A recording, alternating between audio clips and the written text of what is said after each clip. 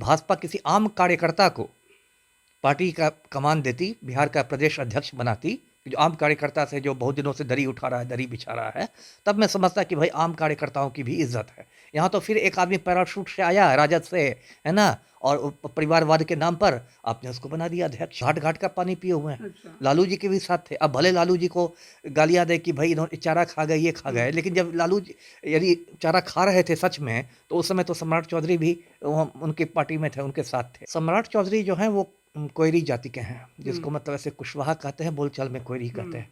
अब कोयरी जाति को आप समझिए कि बिहार में जो पिछड़ी जातियां हैं उसमें यादव सबसे बड़ी जाति है संख्या बल के हिसाब से, और संख्या बल के हिसाब से उसके बाद दूसरे नंबर पर कोयरी जाति आती है। 6 या 7% है इसकी आबादी। तो लव तो इनके साथ आ गया है आरसीपी से, अभी पूरी तो औपचारिक रूप से नहीं आए हैं, लेकिन वो जो कुर्मी नेता है आरसीपी से, जिस तरह से वो नरेंद्र मोदी की शान में मतलब कसीदे पढ़ रहे हैं, लगता है आज न कल वो भी भगवा चढ़ी धारण कर ही लेंगे।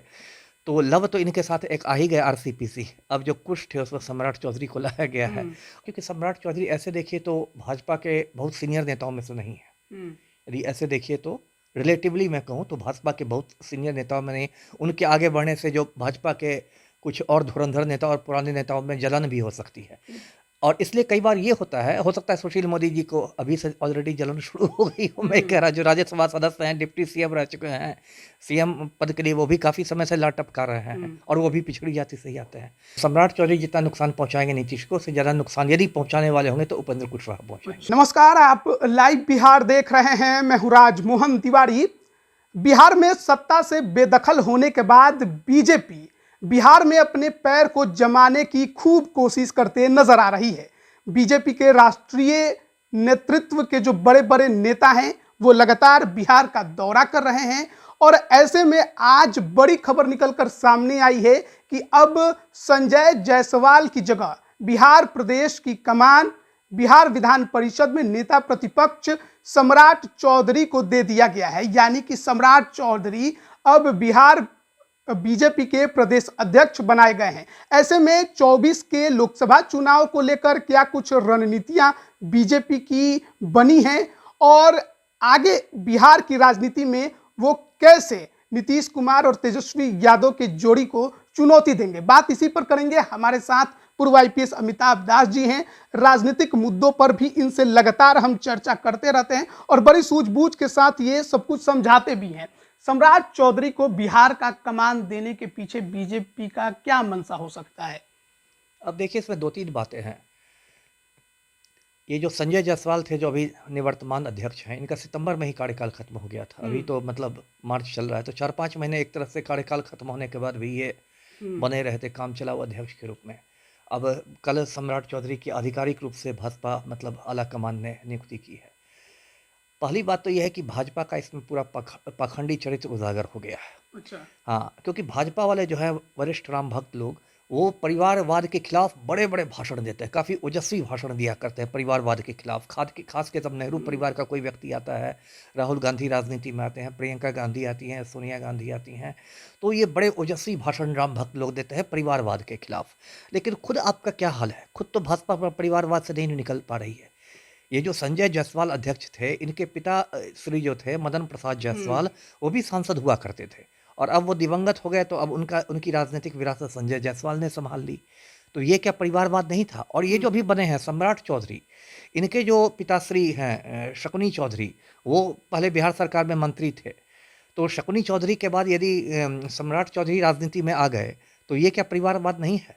परिवारवाद का मतलब बस नेहरू परिवार से ना होता है। लेकिन सम्राट चौधरी आज से बीजेपी के थ्रू थोड़ी राजनीति कर रहे हैं। वो तो पहले राजद में रहे, फिर जदयू में रहे, तब बीजेपी के पास गए। ठीक है, लेकिन भाजपा को तो जो परिवारवाद के खिलाफ इतना बोलने वाली पार्टी है, वो यदि भाजपा किसी आम कार्यकर्ता को पार्टी का कमान देती, बिहार का प्रदेश अध्यक्ष बनाती, जो आम कार्यकर्ता से जो बहुत दिनों से दरी उठा रहा है, दरी बिछा रहा है, तब मैं समझता कि भाई आम कार्यकर्ताओं की भी इज्जत है। यहाँ तो फिर एक आदमी पैराशूट से आया राजद से, है ना, और परिवारवाद के नाम पर आपने उसको बना दिया अध्यक्ष। पहली बात तो ये। दूसरी बात आपने अपनी बात से कहा कि इसका ये मतलब नहीं कि कोई इनकी राजनीतिक प्रतिबद्धता है सम्राट चौधरी की, तो घाट घाट का पानी पिए हुए हैं। अच्छा। लालू जी के भी साथ थे। अब भले लालू जी को गालियां दे कि भाई इन्होंने चारा खा गए, ये खा गए, लेकिन जब लालू जी यदि चारा खा रहे थे सच में, तो उस समय तो सम्राट चौधरी भी उनकी पार्टी में थे, उनके साथ थे। ऐसा नहीं था कि ये उनके साथ नहीं रहे हैं। तो एक ये भी पता चलता है कि आपकी राजनीतिक प्रतिबद्धता क्या है। आप तो जिसको कहते हैं बिहार में डगरा का बैगन है, कभी राजद कभी भाजपा, परसों जदयू चले जाएंगे, फिर चौथे रोज कहीं चले जाएंगे। दो बात। तीसरी बात जो है वो है कि मतलब भाजपा ने एक तरह से जातीय संतुलन साधने की कोशिश की है। जो विधानसभा में इनके प्रतिपक्ष के नेता है वो भूमिहार जाति से आते हैं, जानते हैं आप। सम्राट चौधरी जो हैं वो कोयरी जाति के हैं, जिसको मतलब ऐसे कुशवाहा कहते हैं, बोलचाल में कोयरी कहते हैं। अब कोयरी जाति को आप समझिए कि बिहार में जो पिछड़ी जातियां हैं उसमें यादव सबसे बड़ी जाति है संख्या बल के हिसाब से, और संख्या बल के हिसाब से उसके बाद दूसरे नंबर पर कोयरी जाति आती है। 6 या 7% है इसकी आबादी, और उसमें कई बड़े बड़े नाम हुए राजनीति में। और नीतीश कुमार का जो समीकरण है, पलटू राम का जो समीकरण है, वो है लवकुश समीकरण। बिहार में कुर्मी और कोयरी जातियों को लवकुश जातियां कहते हैं। तो नीतीश कुमार कुर्मियों के तो नेता हैं ही, बाकायदा इन्होंने गांधी मैदान में कुर्मी चेतना रैली को संबोधित किया था। साथ ही साथ ये कुछ कोयरी लोगों को भी लेके चलते हैं। जैसे हाल तक इनकी पार्टी के संसदीय बोर्ड के अध्यक्ष उपेंद्र कुशवाहा थे, जो अब अलग हो गए। तो ये लवकुश समीकरण बता के चलते हैं। तो इसलिए भाजपा को ये भी लग रहा है कि यदि नीतीश कुमार को चुनौती देनी है तो लवकुश समीकरण पर चोट करनी पड़ेगी। तो लव तो इनके साथ आ गया है आरसीपी सिंह, अभी पूरी तो औपचारिक रूप से नहीं आए हैं, लेकिन वो जो कुर्मी नेता है आरसीपी सिंह, जिस तरह से वो नरेंद्र मोदी की शान में मतलब कसीदे पढ़ रहे हैं, लगता है आज न कल वो भी भगवा चढ़ी धारण कर ही लेंगे। तो लव तो इनके साथ एक आ ही गया आरसीपी सिंह। अब जो कुछ थे उसमें सम्राट चौधरी को लाया गया है, और इससे लगता है भाजपा को कि एक लव को समीकरण बना के हम पलटू राम को 2024 के लोकसभा चुनाव में चुनौती देंगे। ये 24 की ही तैयारी है या फिर 25 की भी, क्योंकि नीतीश कुमार ने कह दिया है कि 25 का जो नेतृत्व है वो तेजस्वी यादव करेंगे, यानी महागठबंधन की तरफ से नेता वही रहेंगे। दूसरी तरफ उपेंद्र कुशवाहा ने उसी का विरोध करके पार्टी छोड़ा, एमएलसी का पद त्यागा, खुद की नई पार्टी बनाई। तो एक तो कुशवाहा समुदाय में उनका अपना एक अलग वर्चस्व है, जनाधार है। ऊपर से सम्राट चौधरी को बीजेपी लगातार प्रमोट कर रही है, क्योंकि पहले तो बिहार विधान परिषद में उनको नेता प्रतिपक्ष बनाया गया और अब बिहार का ही कमान दे दिया गया। तो माना जाए कि कुछ समुदाय को पूरी तरह से जनता दल यूनाइटेड से अलग कर देने की कोशिश है। वही मैंने कहा ना, ये तो मतलब जैसे कहते हैं ना कि लोहा ही लोहा को काटता है, या कांटा ही से कांटा निकलता है। वही बात है कि आप लवकुश का मुकाबला लवकुश से ही करने जा रहे हैं। आपको लगता है कि पलटू राम ने सत्ता पर पकड़ बनाई हुई अपने लवकुश समीकरण से, तो आपने पहले आरसीपी सिंह को निकालना चाहा एक चुनौती के रूप में, बाद में उनको पार्टी से निकाल दिया गया, और फिर बाद में आपने अब एक कुश के साथ आप आए हैं।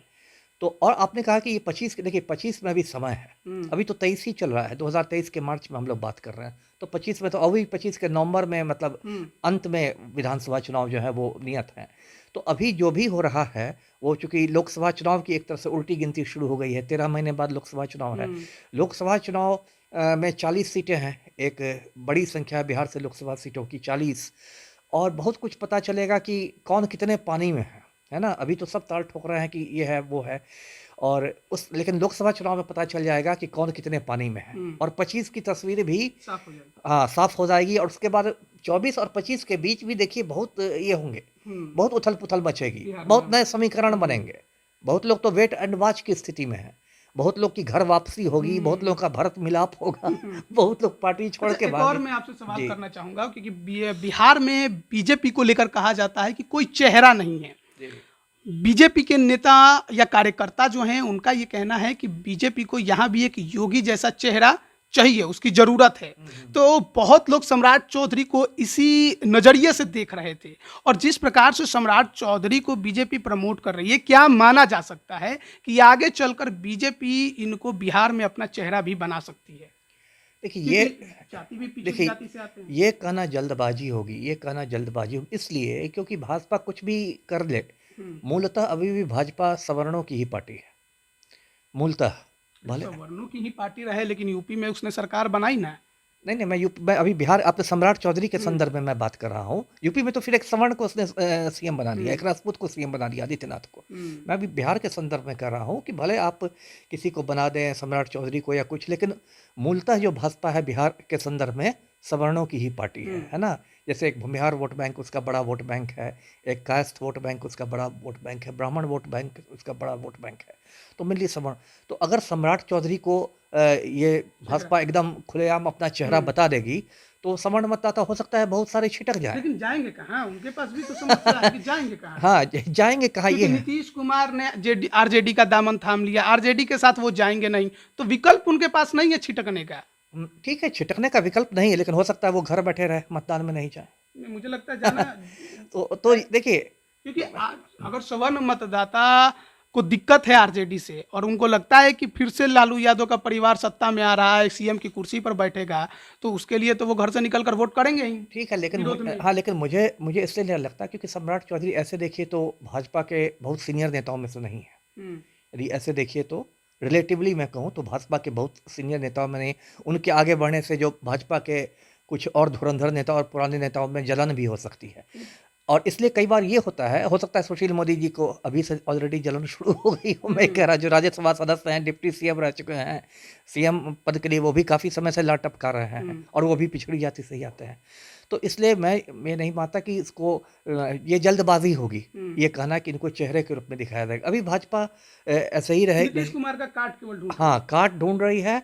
और उसके बाद मुख्यमंत्री, आप आदित्यनाथ की बात करें, आपको याद होगा, इस बार में नहीं लेकिन पहली बार जो आदित्यनाथ सीएम बने थे, उस बार बिल्कुल तय हो गया था यूपी में कि मनोज सिन्हा मुख्यमंत्री बनेंगे, जो अभी कश्मीर के उपराज्यपाल हैं, मनोज सिन्हा। केशव प्रसाद मौर्य की भी चर्चा खूब चल रही थी उस दौरान। उससे भी ज़्यादा मनोज सिन्हा की तो इतनी चर्चा हो गई थी कि वो बेचारे वाराणसी में काशी विश्वनाथ मंदिर में बिल्कुल पूजा अर्चना कर गए और लखनऊ के लिए रवाना हो रहे थे शपथ ग्रहण करने के लिए।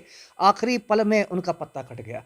तो राजनीति में कुछ भी कहना बहुत जल्दबाजी होती है, आखिरी क्षण में लोगों का पत्ता कटता है और नए लोग ये बनते हैं। तो इसलिए ये मैं नहीं कहता कि मुख्यमंत्री के रूप में इनको ये किया जाएगा, लेकिन ठीक है, एक भाजपा एक संतुलन बना रही है। जेडीयू को नुकसान पहुंचा पाएंगे सम्राट चौधरी? अब इनकी मंशा तो वही है, मतलब मंशा तो भाजपा की है। लौकुश के नेता नीतीश कुमार रहे हैं अब तक, ये हर कोई मानता है। उपेंद्र कुशवाहा छिटक गए हैं तो उसका नुकसान जेडीयू को होगा। और अब सम्राट चौधरी को भी जिस प्रकार से प्रमोट किया जा रहा है और दिखाया जा रहा है, तो ऐसे में ये माना जाए कि जो थोड़ा बहुत कुछ समुदाय कहीं जेडीयू के पास होगा भी, वो भी छिटक के आ जाएगा सम्राट चौधरी के पीछे, क्योंकि कहा भी जाता है ना कि आरजेडी के साथ लौकुश का बनता नहीं था। हाँ, ठीक है, लेकिन ये मेरा अपना जो आकलन है, जो सम्राट चौधरी जितना नुकसान पहुंचाएंगे नीतीश को, उससे ज़्यादा नुकसान यदि पहुंचाने वाले होंगे तो उपेंद्र कुशवाहा पहुंचाएंगे। अच्छा। वो ज़्यादा सीनियर आदमी हैं, ज़्यादा पुराने आदमी हैं। बिहार के सीएम को लेकर अभी तो बीजेपी में भी चेहरे को लेकर खोजबीन जारी है, लेकिन साथ ही साथ जो लोग छिटके हैं नीतीश कुमार से, उपेंद्र कुशवाहा, वो भी अपने आप को भावी सीएम मानते हैं। चिराग पासवान इधर खुद अपने आप को भावी सीएम मानते हैं, बिहार के दौरे पर रहते हैं। आपको कौन बेहतर लगता है? अमिताभ दास जी को कौन लगता है बीजेपी के इन तीन चेहरों में, सम्राट चौधरी, उपेंद्र कुशवाहा, चिराग पासवान, कौन लगता है कि अगर बने तो ये ठीक रहेगा? नहीं, देखिए, भाजपा का तो नाम ही सुन के मुझे बुखार आ आता है। मैं तो कभी किसी भाजपाई को बिहार के मुख्यमंत्री के रूप में नहीं देखना चाहूंगा। भाजपाई नहीं है, जैसे उपेंद्र कुशवाहा भाजपाई नहीं है, वो चिराग पासवान भाजपाई नहीं है। ठीक है, भाजपाई नहीं, लेकिन चिराग पासवान तो खुलेआम कहते हैं कि मैं मोदी जी का हनुमान हूँ। तो अब क्या बच गया आपके लिए भाजपाई होने में? चिराग पासवान की छवि ठीक लगती है या कुछ आपको लगता है कि अभी और भी राजनीति में उनको परिपक्व होना पड़ेगा? नहीं, चिराग पासवान की छवि तो कम से कम मेरी नज़र में बिल्कुल ठीक नहीं है। अब एक फिर हम लोग विषयांतर कर देंगे, दूसरे विषय पर चले जाएंगे। मतलब क्या ऐसा चिराग पासवान में आपको लगता है कि थोड़ा दिक्कत है? दिक्कत है। सबसे बड़ी बात है कि मोदी जी के हनुमान बन के घूमते हैं, अच्छा। है ना? तो मोदी जी से मुझे एलर्जी है कि उनके ही हनुमान क्यों बन गए हैं, है ना? यहाँ बिहार में जंगल राज की बात करते हैं और मोदी ने जो गुजरात में दंगे कराए थे वो चिराग तो पासवान को बिहार नहीं भर दिखा। में जो घूम तो के वो चिराग पीड़ितों को न्याय दिलाने के लिए जो इधर उधर लड़ते हैं, दौड़ते हैं, उन लोग के पास जाते हैं, वो भी खराब है, उनका गलत है, ऐसा लगता है आपको? अब आप पीड़ितों को न्याय किसे कहते हैं, किस पीड़ित को न्याय मिला है, वो तो मुझे नहीं मालूम है। नेता का काम है लड़ाई लड़ना। हाँ, ठीक है, लड़ाई लड़ रहे हैं, लेकिन लड़ने को तो बहुत लोग लड़ाई लड़ रहे हैं। मुझे तो लगता है कि न्याय दिलाने से ज़्यादा इनको अपनी मतलब नेतागिरी चमकाने से मतलब है। अच्छा। है ना?